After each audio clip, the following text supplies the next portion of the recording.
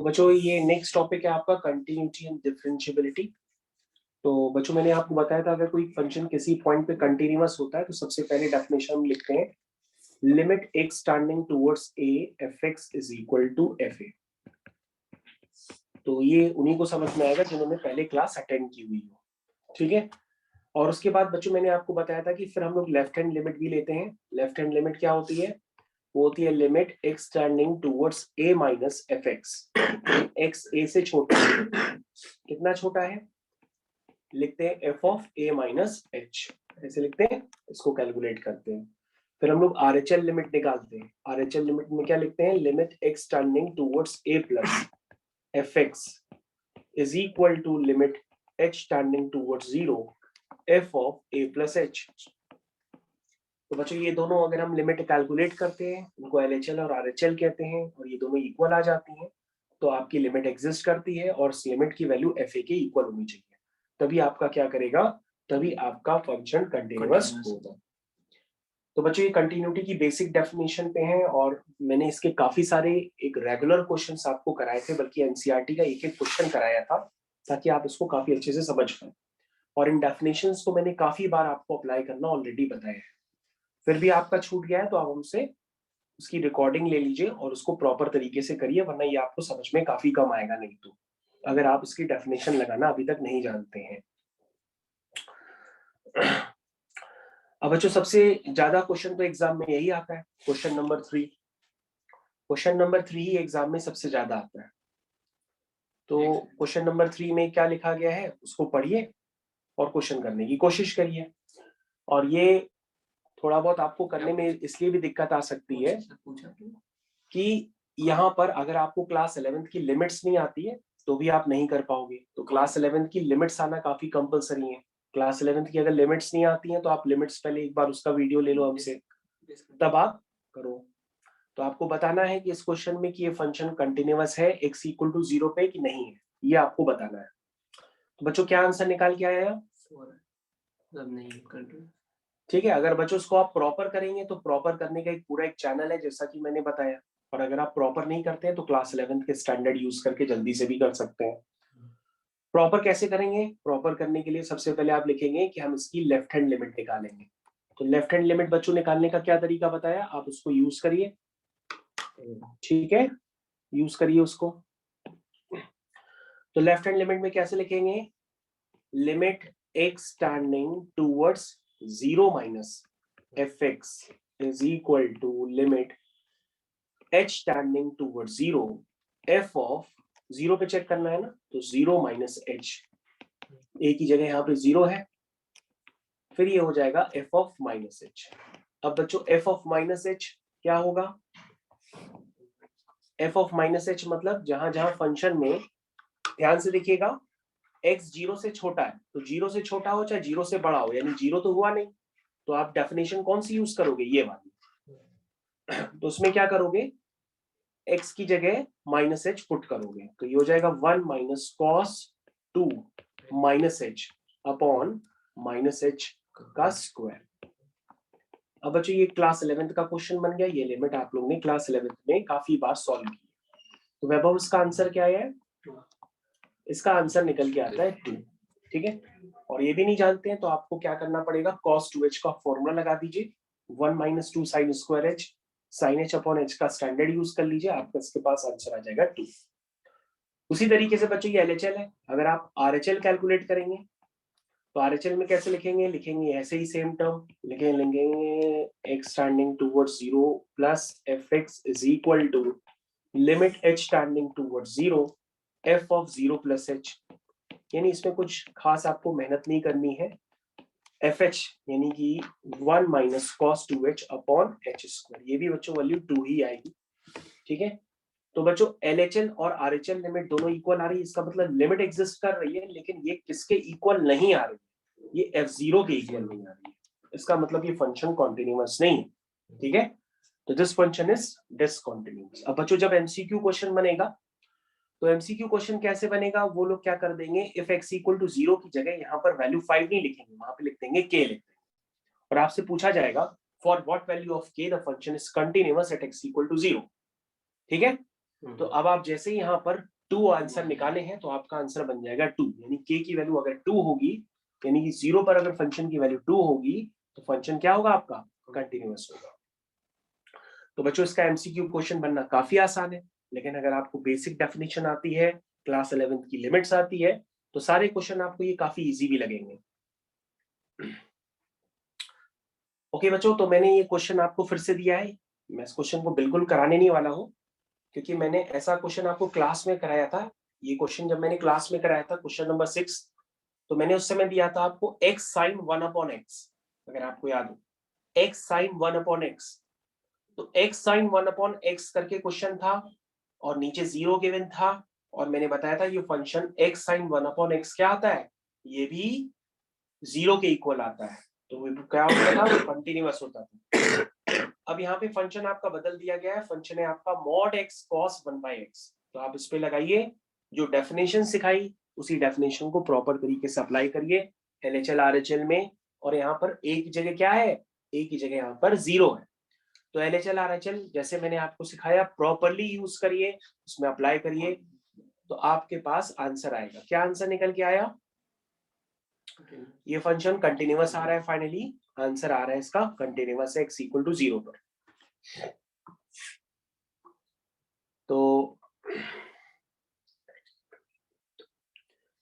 तो I think सभी बच्चों से क्वेश्चन हो गया होगा, लेकिन नहीं हुआ है तो मेरे को बताइए अभी भी। तो यहाँ पे फंक्शन बस थोड़ा सा ध्यान रखिएगा, ये है mod x cos 1/x। तो अगर आप नहीं समझ पा रहे तो सबसे पहले आप लिखेंगे LHL, फिर लिखेंगे limit x tending towards 0 minus fx is equal to limit h tending towards 0 f of 0 minus h। तो बच्चों ये बन गया f ऑफ माइनस h। अब अपना फंक्शन पहचानिए, तो हो जाएगा mod of minus h, cos of 1/x था ना, तो x की जगह पड़ेगा माइनस h।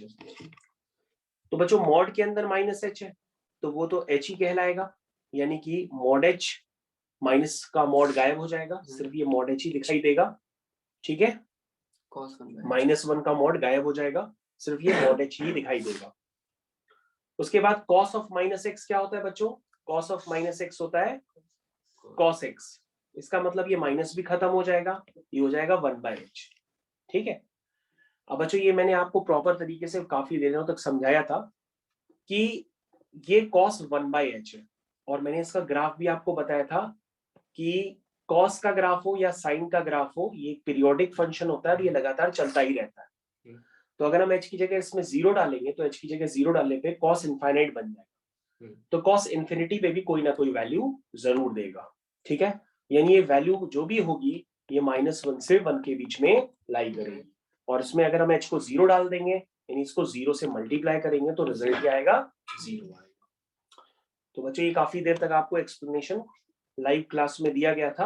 अब हम लोग इसका RHL लिमिट निकालते हैं। RHL लिमिट निकालेंगे बच्चों तो वो भी इसी तरह से 0 आएगा, ठीक है।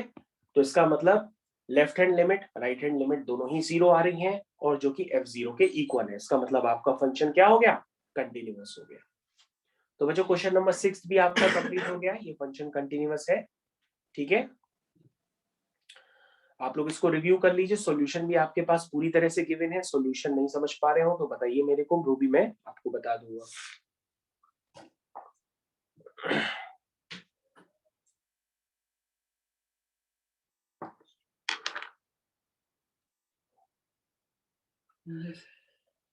तो ये क्वेश्चन हो गया बच्चों। नेक्स्ट क्वेश्चन बच्चों आपके पास आ रहा है, वो भी आपको करना है, और ये क्वेश्चन बच्चों आपको ऑलरेडी एग्जाम में दिया गया था, तो वो क्वेश्चन यहीं से सारे उठाए गए थे एक एक करके।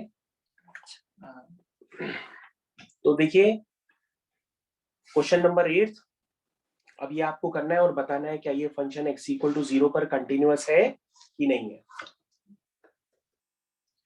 तो बच्चों ये डिपेंड करते हैं ये सारे क्वेश्चन की क्लास 11 की लिमिट्स आपने कितनी प्रॉपर तरीके से लगाई है। क्लास 11 में बिल्कुल लिमिट्स नहीं की होगी तो ये क्वेश्चन आपके लिए नहीं हो पाएंगे, फिर भी मैं आपकी पूरी हेल्प कर रहा हूँ।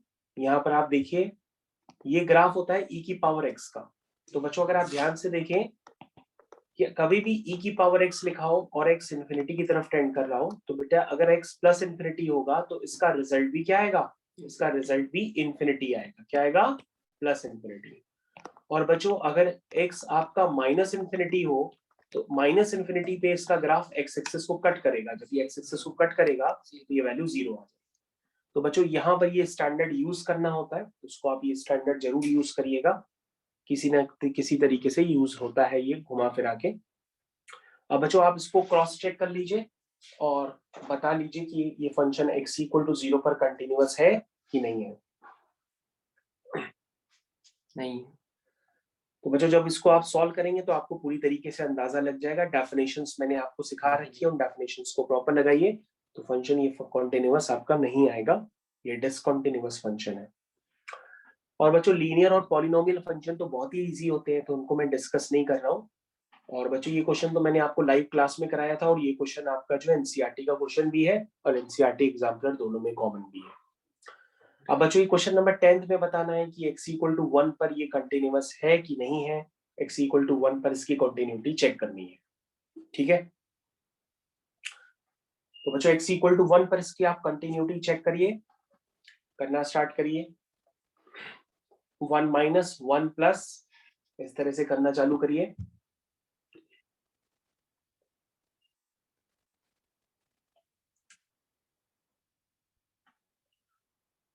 तो 1 माइनस लीजिए, 1 प्लस लीजिए, इस तरह से करना चालू करिए।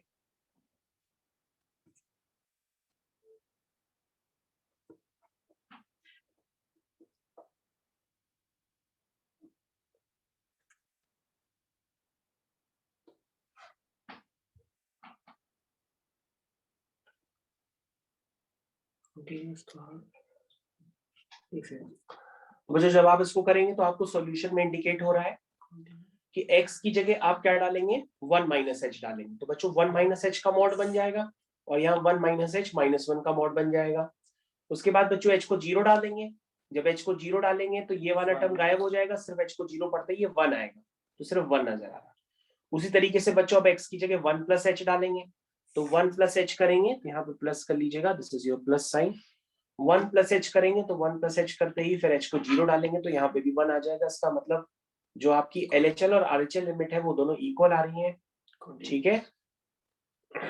इसका मतलब 1 पर फंक्शन की वैल्यू भी 1 आ रही है, इसका मतलब ये फंक्शन आपका कंटिन्यूअस है x इक्वल टू 1 पर, ठीक है।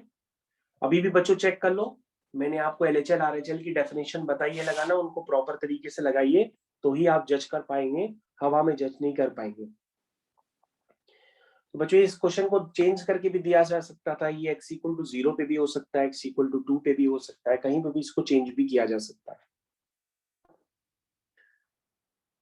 ओके तो फिर लीनियर फंक्शंस नहीं करते हैं, जो डिफिकल्ट लग रहे हैं उन्हीं को ही करते हैं। तो बच्चों नेक्स्ट क्वेश्चन आपके पास आ गया है, अब आपको बताना है for what value of k this function is continuous at x equal to 2। Half. तो वैभव बेटा यहाँ पे आंसर बता रहा है हाफ, उसको मैं चेक कर लेता हूँ, और k की वैल्यू हाफ ही है। उसका पेपर क्वेश्चन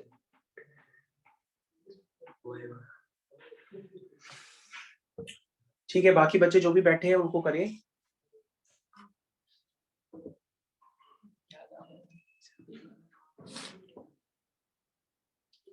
क्लास के बाद मैं आप लोग को पेपर का सॉल्यूशन डाल दूंगा ग्रुप में, आप चेक कर लीजिएगा। और भी दो तीन क्वेश्चन है।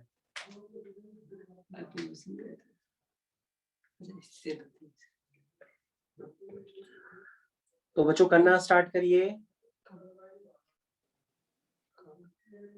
और जिनसे हो जाए वो दूसरा क्वेश्चन भी कर सकते हैं, दूसरा भी क्वेश्चन आपकी स्क्रीन पे दिया गया है।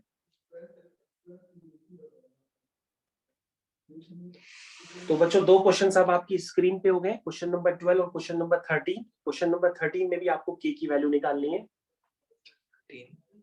13 ये है 13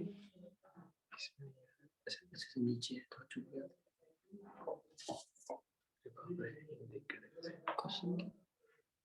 क्वेश्चन बताना है k की किस वैल्यू 0 के पे लिए। x है ना,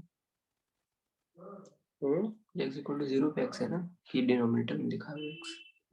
अच्छा डिनोमिनेटर बेटा ये लिखा है कि जब x लाई करता है -1 से 0 तो ये डेफिनेशन है, जब x लाई करता है 0 से 1 तो नीचे वाली डेफिनेशन है। आपको बताना है for what value of k it is continuous at x equal to 0। इसमें k अननोन है। k है कहाँ? कह दो 1 + kx। अच्छा ये ऊपर क्वेश्चन। तो क्वेश्चन नंबर 12 और क्वेश्चन नंबर 13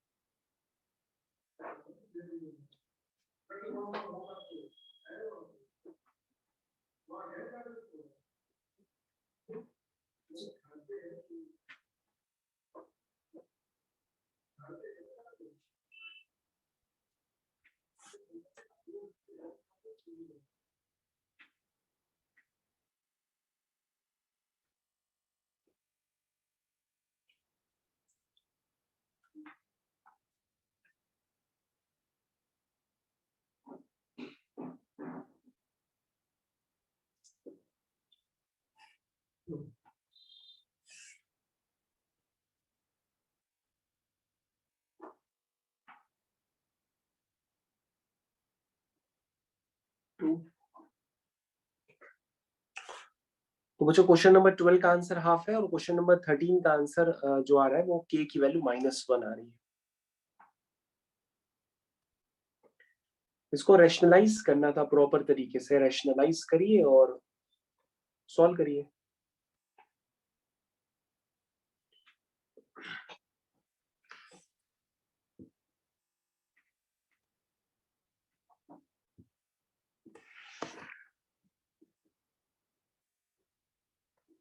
तो ऊपर वाली लिमिट को जब रैशनलाइज करेंगे तो वहां से निकल के आएगा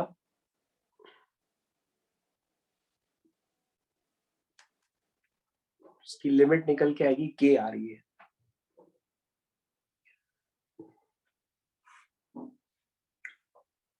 और बच्चों अगर क्वेश्चन नंबर आपका 13 हो जाए, 13 में k का वैल्यू -1 आ रहा है, तो फिर क्वेश्चन नंबर 14 भी आपको करना है। ये है क्वेश्चन नंबर 14। और अगर आपसे ना निकले सॉल्यूशन तो आप सॉल्यूशन लाइव देख भी सकते हैं और हमसे कहिए, हम आपको बता देंगे अगर रैशनलाइज करने नहीं आ रहा है तो।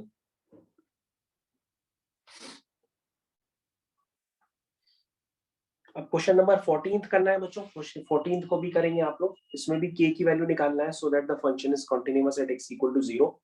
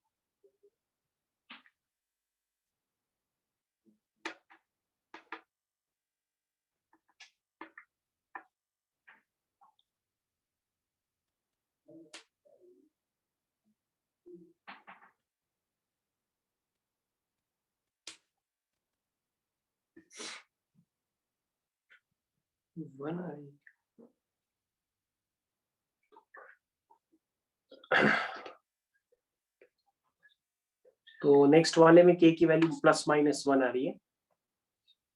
k की वैल्यू नेक्स्ट वाले क्वेश्चन में +-1 है। तो k²/2 = हाफ आ जाएगा। लिमिट का आंसर आएगा k²/2 और इसको हाफ के इक्वल करेंगे तो k² 1 आ जाएगा, यानी k की वैल्यू +-1 आएगी।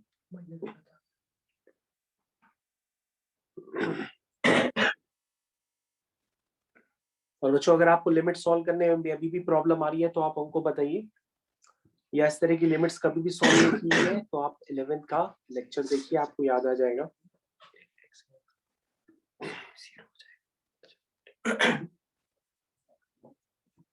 तो बच्चों अगर आप बिना LHL RHL के करेंगे तो भी क्वेश्चंस हो जाते हैं, क्योंकि यहाँ पे डेफिनेशन अलग अलग नहीं है, एक ही डेफिनेशन है, चाहे 0+ पे हो चाहे 0- पे हो। तो डेफिनेशन एक होने की वजह से बिना LHL RHL के भी क्वेश्चन हो सकते हैं।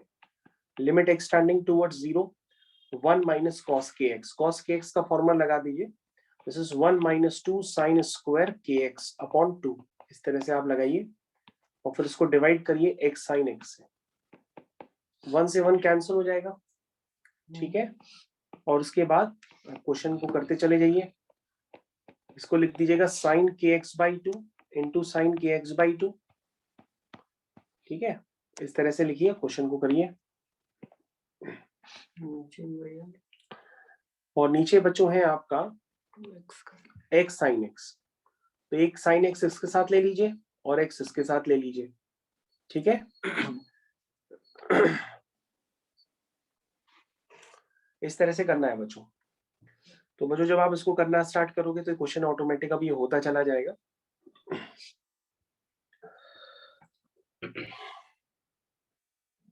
ठीक है, इसके आगे करना स्टार्ट करें, एक्स से डिवाइड एक्स से मल्टीप्लाई, तो नीचे वाला तो साइन एक्स अपॉन एक्स से 1 हो जाएगा और ये एक्स स्क्वायर बचेगा, और ये जो एक्स स्क्वायर बचेगा उस एक्स स्क्वायर में एक एक्स साइन के एक्स बाई 2 को दे दो और दूसरा एक्स साइन के एक्स बाई 2 को दे दो और फिर के बाई 2 से मल्टीप्लाई डिवाइड करो, आपका आंसर ये निकल के आ जाएगा। जब आप इस आंसर को निकालोगे तो ये आ जाएगा के स्क्वायर बाई 2, और ये किसके इक्वल होगा, f0 के इक्वल होगा, और f0 पर फंक्शन की वैल्यू है हाफ, तो यहाँ से k की वैल्यू आ जाएगी +-1, ठीक है।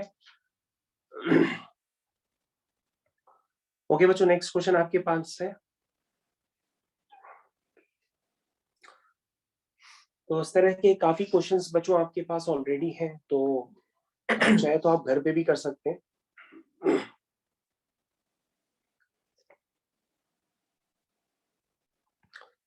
बच्चों इस तरह के भी क्वेश्चंस एग्जाम में होते हैं जिसमें आप लोगों को काफी अनकंफर्टेबल सा भी फील हो सकता है एक जगह पे, जैसे क्वेश्चन नंबर 18 है, उसमें लिखा है find all point of discontinuity of the function this.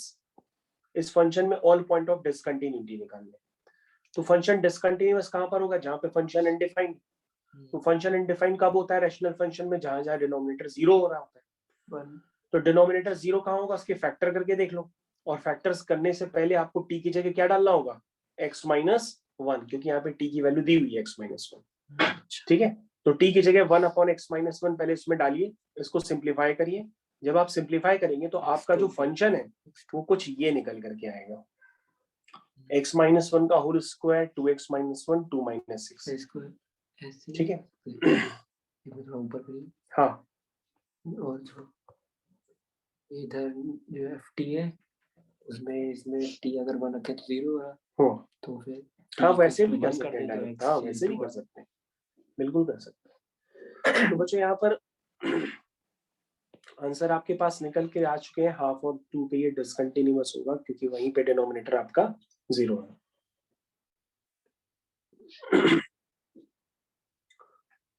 अब बच्चों क्वेश्चन को रिलेशन फंक्शन से भी कनेक्ट किया जा सकता है यहाँ पे, जैसे आपका फंक्शन जो दिया है वो दिया है 1 अपॉन एक्स प्लस 2, कह रहा है सारे पॉइंट ऑफ डिसकंटिन्यूटी निकालनी है फॉफ ऑफ एक्स।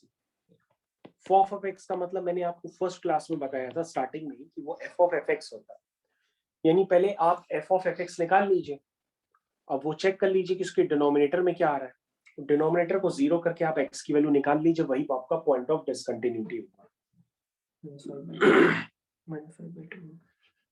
ठीक है।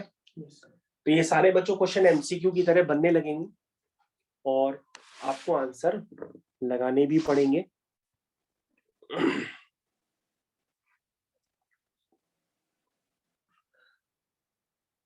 ऊपर वाला तो इस सारे एनसीईआरटी टाइप क्वेश्चंस हो गए एक तरह से। तो बच्चों आप देख सकते हैं एक्स स्क्वायर साइन 1/x जैसा क्वेश्चन आपके पास दोबारा आया है।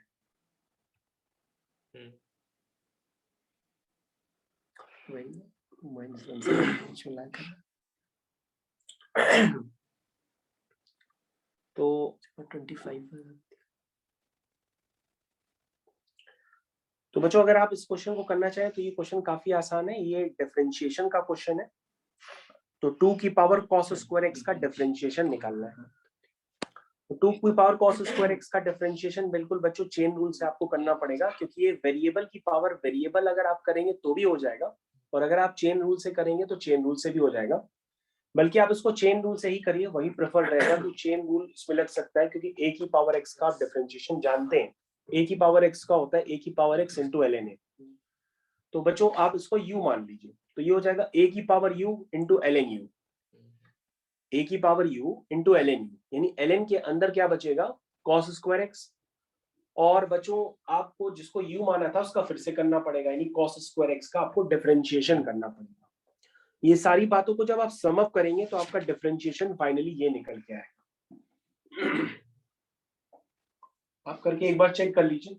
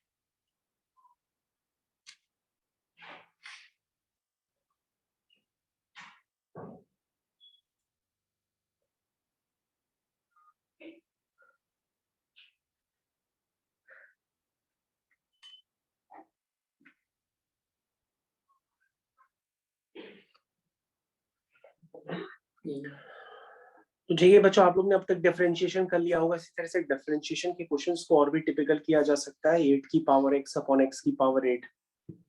ठीक है, इसको भी आप कर सकते हैं। इसमें आप क्या करेंगे, या तो आप चेन रूल लगा के कर लीजिए, और चेन रूल नहीं लगाना है तो आप एलएन वगैरह जो भी जानते हैं उसको भी लेके कर सकते हैं। बाय द वे अगर आप चेन रूल लगाएंगे तो ज्यादा अच्छा रहेगा। तो ये भी क्वेश्चन बच्चों आप लोगों का किया ही हुआ है लगभग, ये क्लास में कराया था, एलएन यू का 1 अपॉन यू। इंटीग्रेशन ही याद होता है तो डिफरेंशिएशन। तो बच्चों इस तरह से डिफरेंशिएशन के और भयानक क्वेश्चंस भी बनाए जा सकते हैं, लेकिन उनमें होता कुछ भी नहीं है। इसके अंदर वाले को अगर आप करेंगे तो उसके अंदर वाले को u मान लीजिए, तो ln u का हो जाएगा 1 अपॉन u। ठीक है, फिर जिसको u माना था उसका फिर से करिए, जब आप उसका फिर से करेंगे तो फिर ln u बन जाएगा, फिर ln u को फिर u उसको मान लीजिए, फिर ln u का 1 अपॉन u हो जाएगा। इस तरह से आप चेन रूल के अंदर चेन रूल अप्लाई करते जाइए, आपका क्वेश्चन होगा, और क्वेश्चन होने के साथ आपका आंसर भी मैच करेगा। हाँ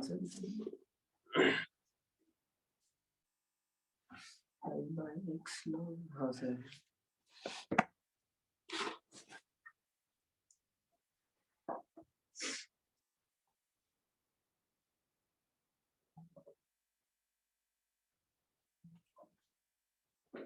सभी लोग करें डिफरेंशिएशन, सिर्फ एक दो बच्चे करके ना बैठ जाएं।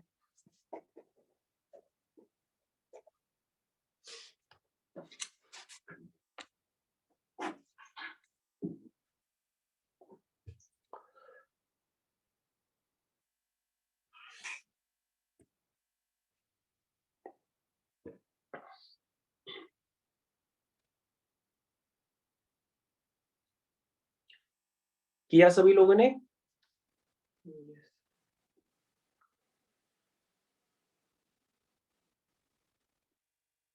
ओके, अदिति, अर्णव, देवांश, ईशान, कौशिकी, संदर्भ, सिद्धांत, सिद्धार्थ, तान्या, वनीशा, वंश, संकल्प।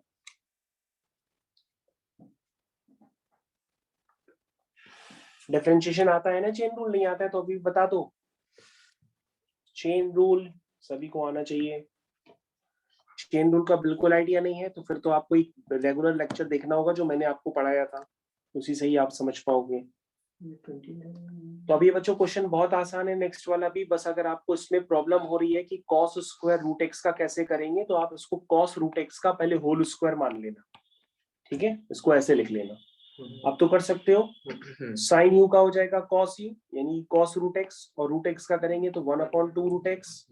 और बच्चों इसका भी मैंने बताया, इसको ऐसे लिख दो अगले वाले टर्म को, तो u स्क्वायर का हो जाएगा 2u, यानी 2 cos रूट x, और जिसको u माना था उसका फिर से करेंगे, cos रूट x का करेंगे माइनस साइन रूट x, और रूट x का होगा 1 अपॉन 2 रूट x। तो बच्चों ये आपका आंसर हो जाएगा। तो क्वेश्चन को एक स्टेप में भी कर सकते हो, बस ये आपको पता हो कि चेन रूल क्या होता है। चेन रूल नहीं पता है तो फिर तो कुछ भी नहीं हो पाएगा, ये टॉपिक ही नहीं स्टार्ट हो पाएगा। क्वेश्चंस को और भी डिफिकल्ट बनाया जा सकता है हर लेवल पे। इसको देखने में डिफिकल्ट लग रहा है तो पहले इसको ऐसे लिख दो, sine ax square plus bx plus c ऐसे लिख दो, और जो n है वो n ऐसे लगा दो, तब आपसे जल्दी हो जाएगा। ठीक है, तो कैसे करेंगे?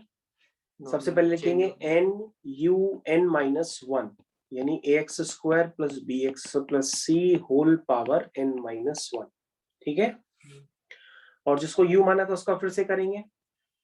तो किसको माना था? u की पावर n। अब हम इसको करेंगे तो ये साइन का हो जाएगा cos ax square plus bx plus c। और फिर हम ax square plus bx plus c का करेंगे तो हो जाएगा 2ax प्लस b। तो बच्चों ये फाइनल आपका हो गया, इसको आप सिंप्लीफाई करके भी लिख सकते हैं। उसके बाद बच्चों ये हो गया cos u। cos u का हो जाएगा माइनस साइन u। देखो cos u का हो जाएगा माइनस साइन u। u की जगह क्या है? tan root of x plus 1। ठीक है, और जिसका u माना था फिर से करेंगे, यानी tan u का हो जाएगा sec स्क्वायर u। ठीक है, और जिसको रूट x प्लस 1 है, रूट x प्लस 1 का करेंगे तो 1/2 रूट x प्लस 1 हो जाएगा, और फिर x प्लस 1 का करेंगे तो 1 आएगा। तो बच्चों ये आपका आंसर हो जाएगा। आंसर ऊपर भी लिखा है, आप चेक कर सकते हैं, और आपको पूरे स्टेप्स चाहिए तो फिर आप पूरे स्टेप्स भी ले सकते हैं। पूरे स्टेप्स का इंपॉर्टेंस थोड़ा सा कम है क्योंकि पेपर में तो एमसीक्यू ही है। चलिए नेक्स्ट क्वेश्चन भी हो जाएगा। तो इस तरह के क्वेश्चन का करने का लॉजिक हम ऑलरेडी बता चुके हैं। वेरिएबल की पावर वेरिएबल को करने के लिए आपको हर बार लॉग लेना पड़ेगा, बल्कि ln लेना पड़ता है। ln लेंगे तो ही आपका क्वेश्चन हो पाएगा।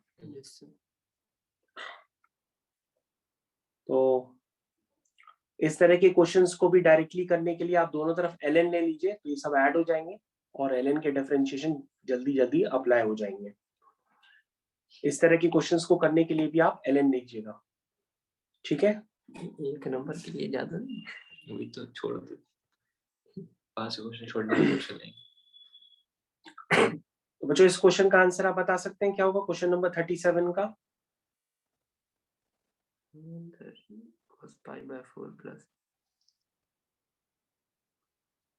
क्वेश्चन नंबर 37 को जल्दी करने के लिए इनवर्स ट्रिग्नोमेट्रिक फंक्शन को यूज करिए। ये जो sin x plus cos x है, उसको आप लिख लीजिए √2 times cos of x minus pi by 4।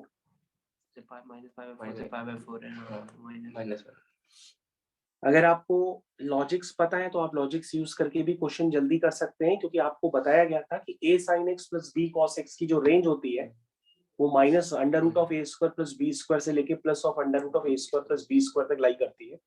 और उसकी प्रूविंग करने के लिए a sin x plus b cos x में under root of a square plus b square से मल्टीप्लाई डिवाइड करते थे। तो वैसे ये है, ये लिखा हुआ है 1 sin x plus 1 cos x। तो यहाँ पे under root of 1 square plus 1 square क्या हो जाएगा? √2। और इसको cos के टर्म्स में लिखेंगे तो ये cos x minus pi by 4 है, और sin के टर्म्स में लिखेंगे तो sin of x plus pi by 4। तो बाहर cos इनवर्स है, इसलिए मैंने अंदर cos के टर्म्स में लिखा है। तो मतलब sin x plus cos x को आप लिख सकते हैं √2 times cos of x minus pi by 4। जैसे ही लिखेंगे तो √2 से √2 नीचे कैंसिल हो जाएगा, cos इनवर्स cos से चला जाएगा, सिर्फ बचेगा x माइनस जो भी है उसको बचेगा, उसको आप करिएगा। Okay, next question. ये तो 1 minus cos x upon 1 plus cos x को देख करके आप हर बार पहचान जाते हैं कि सबसे पहले हम क्या करें, इसको सिंप्लीफाई करें। तो पहले तो बच्चों इसको सिंप्लीफाई करो, उसके बाद डिसाइड करते हैं। तो 1 minus 2 sine square x by 2, और नीचे बनेगा 1 plus 2 cos square x by 2 minus 1। तो बच्चों ये sine x by square x by 2 upon cos square x by 2 बाहर आकर के हो जाएगा tan x by 2, square root में है ना, तो बाहर आकर के हो जाएगा tan x बाई 2। तो tan इनवर्स के अंदर क्या बनेगा? tan इनवर्स के अंदर बनेगा tan x बाई 2। ठीक है, tan इनवर्स के अंदर क्या बनेगा? tan x by 2। तो ये बचेगा सिर्फ x बाई 2, और x बाई 2 का डिफरेंशिएशन क्या होता है? 1/2। तो बच्चों अगर आप चेन रूल से करेंगे तो काफी बड़ा सा मेथड है, लेकिन हमारी तरीके से करेंगे तो क्वेश्चन जल्दी हो जाएगा। तो क्वेश्चन को 2 मेथड से मैंने करना सिखाया है कि अगर आप चेन रूल लगाते हैं तो चेन रूल से क्वेश्चन बहुत ही भयानक दौर में निकलेगा। मतलब आपको लगेगा नहीं कि एमसीक्यू है, लेकिन अगर आप आईटीएफ जानते हैं तो आईटीएफ को यूज करके क्वेश्चन जल्दी भी कर सकते हैं। ठीक है, इसी तरीके से बच्चों और भी इनवर्स के क्वेश्चन होते हैं, कभी भी आप इनवर्स देखिए तो डायरेक्टली चेन रूल मत लगाइए, पहले उसके अंदर के टर्म्स को सिंप्लीफाई करिए। अगर बाहर कॉस इनवर्स है तो अंदर कॉस का टर्म बनाइए, बाहर टैन इनवर्स है तो अंदर टैन का टर्म्स बनाइए। जैसे क्वेश्चन नंबर 40 देखिए, क्वेश्चन नंबर 40 में भी यही काम किया गया है, अंदर टैन का फॉर्मूला बनाने की कोशिश की गई है और क्वेश्चन को जल्दी से कर दिया गया। सभी बच्चे क्वेश्चन नंबर 40 को करें, जरा अपनी कॉपी में एक बार करके चेक कर लें। क्वेश्चन नंबर 40, तो ये सारे क्वेश्चन डिफरेंशिएशन के हैं। पहले आप इनवर्स लगा के सिंप्लीफाई करिए और फिर आप डिफरेंशिएट कर दीजिए, क्वेश्चन हो जाएगा आपसे।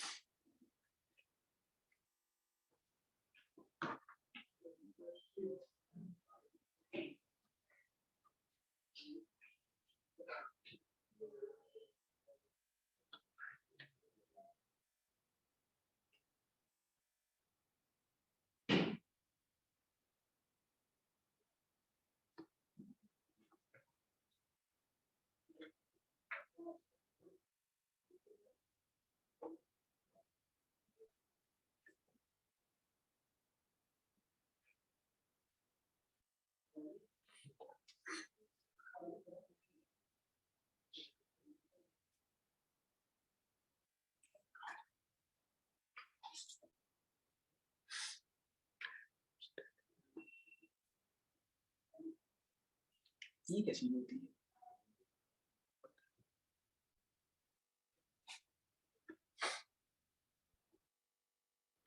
एप्पल खाए।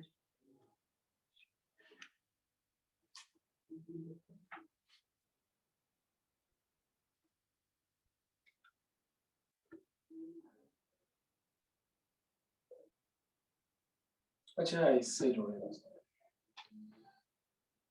-1 नहीं आ रहा।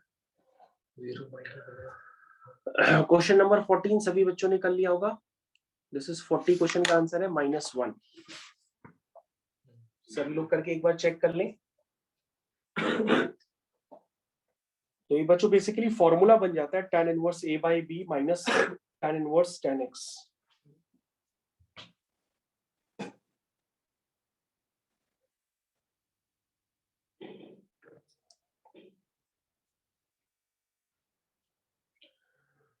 तुम रात में एसी वगैरह चला के सो रहे हो क्या?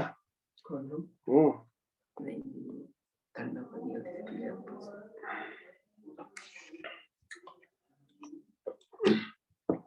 तो बच्चों क्वेश्चन नंबर 41 है, ये भी आप लोगों को करना है। क्वेश्चन नंबर 41 जल्दी से करिए, फिर क्लास ओवर हो जाएगी। क्वेश्चन नंबर 41 करिए सभी बच्चे। क्वेश्चन नंबर 41, क्वेश्चन नंबर 41 करना है, फिर क्वेश्चन नंबर 42 भी करना है, दोनों करने हैं। ये सारे डिफरेंशिएशन के क्वेश्चन हैं जो इनवर्स के साथ साथ चल रहे हैं। पहले इनवर्स ट्रिग्नोमेट्रिक फंक्शन लगाओ, जब सिंप्लीफाइड हो जाए तो डिफरेंशिएट करो।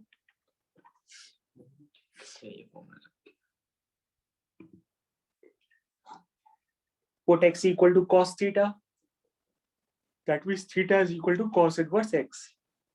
तो उसको सिंप्लीफाई करेंगे तो ये 3 थीटा आ जाएगा।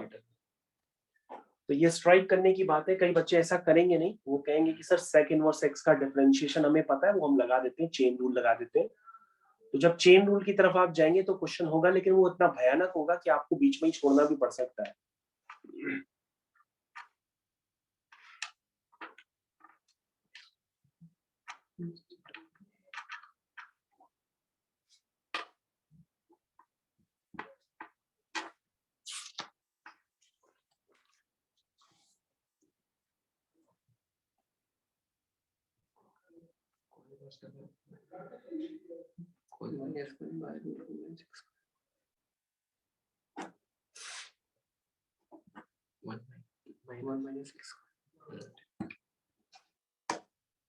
ये भी ठीक है। ओके,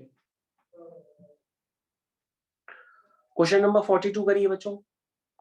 42 वाला क्वेश्चन भी करना है आप सभी लोगों को। ये थोड़ा हम लोग अब बहुत अहम मोड़ पे खड़े हुए हैं यहाँ करके, 42 भी करना पड़ेगा और उसके बाद जो है 43rd भी मैंने क्लास में कराया है, ये भी करना पड़ेगा। 43rd तो मैं क्लास में करा ही चुका हूँ। लेकिन 42 वाला भी करके चेक कर लीजिए, और 42 वाले में एग्जैक्टली अंदर देखो नजर आ रहा है tan थीटा का फॉर्म। tan theta जल्दी करने के लिए ऊपर नीचे a क्यूब से डिवाइड कर लीजिए, तो आपको डायरेक्ट नजर आएगा 3 tan theta minus tan cube theta upon 1 minus 3 tan square theta. ठीक है, कहोगे सर आपने कैसे सोचा कि a क्यूब से डिवाइड करें, क्योंकि हमने कहा tan का फॉर्मूला बनाने के लिए यहाँ पे 1 बनाना पड़ता है, क्योंकि यहाँ पर होता है 1 माइनस 3 tan स्क्वायर थीटा। तो a क्यूब 1 बनाने के लिए ऊपर नीचे आप a क्यूब से डिवाइड करिए, तो फिर आप x बाई a के टर्म को देखेंगे हर जगह, और x बाई a के टर्म हो जाएगा tan थीटा। या जैसे आप करना चाहे वैसे आप कर लीजिए, बस क्वेश्चन करिए।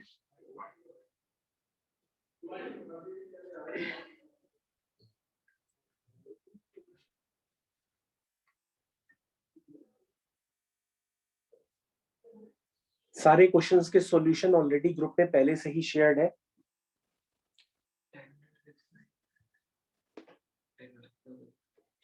tan इनवर्स x का डिफरेंशिएशन होता है 1 upon 1 plus x square.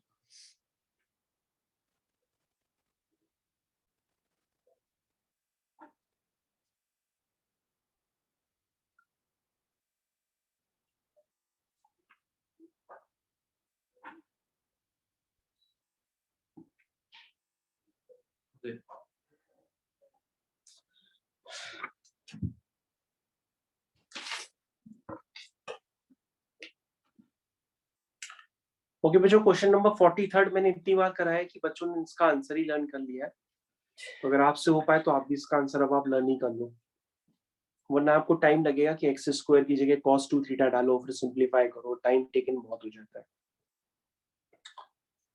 Okay बच्चों, तो हम लोग आगे कंटिन्यू करते हैं पैरामीट्रिक फॉर्म ऑफ डिफरेंशिएशन की तरफ। पैरामीट्रिक फॉर्म 44 वाला है। सबसे पहले dx बाई dt निकालेंगे, फिर dy बाई dt निकालेंगे, फिर dy बाई dx निकालने के लिए dy बाई dt को dx बाई dt से डिवाइड करेंगे और आपका डिफरेंशिएशन आ जाएगा।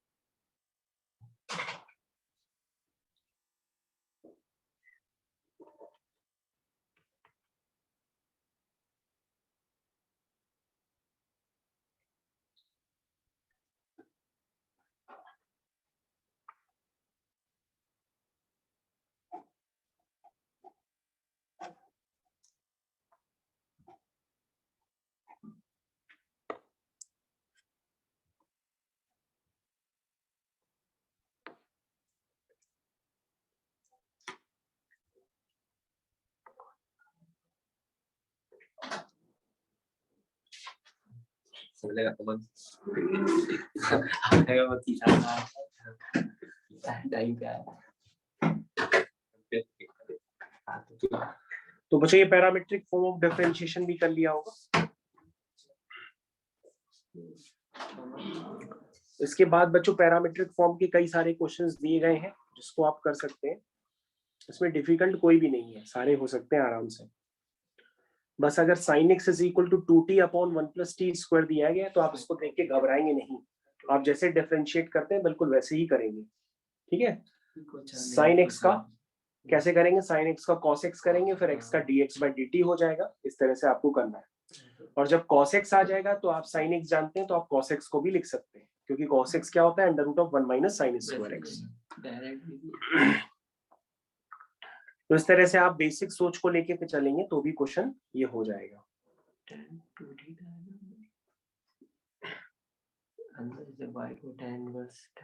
भी कर सकते हैं।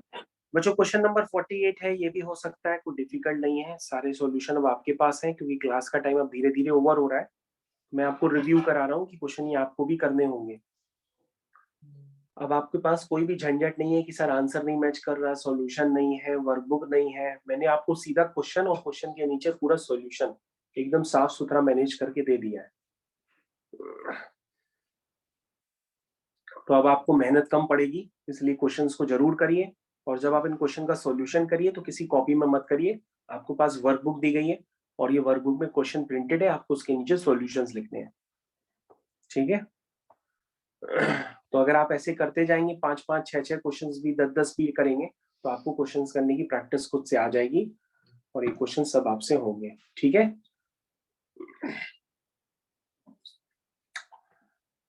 तो बच्चों फाइनली बस आखिरी में आपको एक क्वेश्चन करना है, क्वेश्चन नंबर 60, इसको कर लीजिए, आंसर मैच कर लीजिए, क्लास ओवर करते हैं। क्वेश्चन नंबर 60, दोनों तरफ ln ले लीजिए, क्वेश्चन हो जाएगा आपका।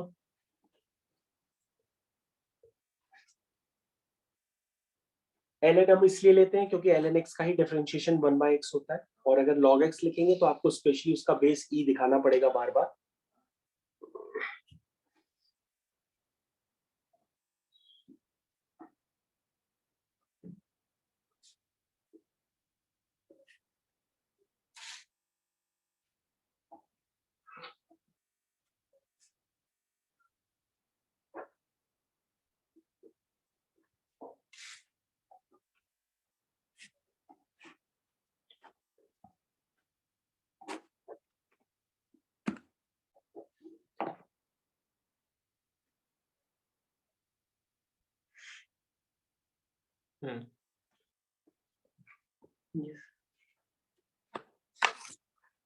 जो क्वेश्चन नंबर 60 था, हो गया होगा सभी लोगों से, है तो ये एनसीईआरटी का ही, हर जगह कॉमन क्वेश्चन है।